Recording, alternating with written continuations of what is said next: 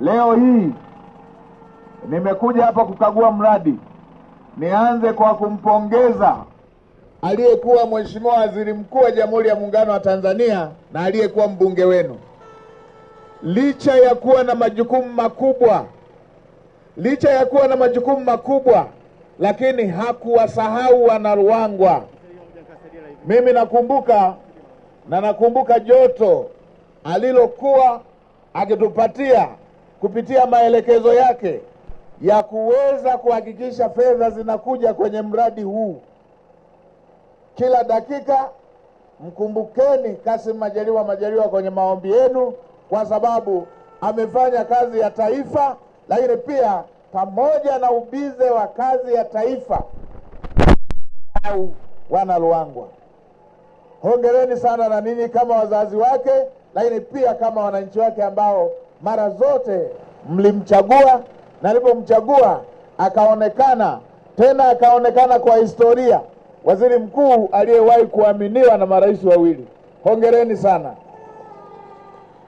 Lakini baada ya hapa, nimeridhishwa na hatua ya mradi ambayo imefikia.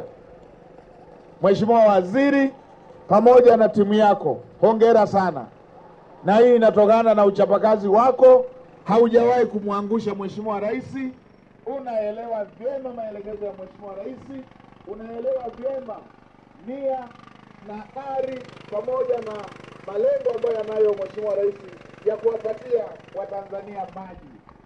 Na hiki ndicho ambacho Mheshimiwa Rais ametaka, kwamba fedha inapotolewa iendane na kazi ambayo imefanyika. Hapa taarifa tuliyopewa inaonesha kazi hata ni kubwa kuliko asilimia ya fedha ambayo imeshatoka. Hiki ndicho tunachotaka. Na ndio maana nimetoa rai na kwa wakandarasi wengine, akishapokea fedha mkandarasi, tunataka tuione thamani ya fedha hiyo aliyopokea kwenye kazi ambayo ameshaifanya.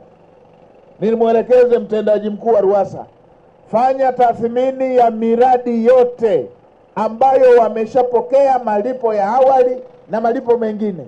Tunataka kuiona fedha, tunataka kuiona thamani ya fedha kwenye kazi ambayo imeshafanyika. Na wale ambao utakuta Mheshimiwa Waziri wameshafanya kazi lakini ni ndogo, haiendani na fedha ambayo alipewa, wanafanya kibabaishaji.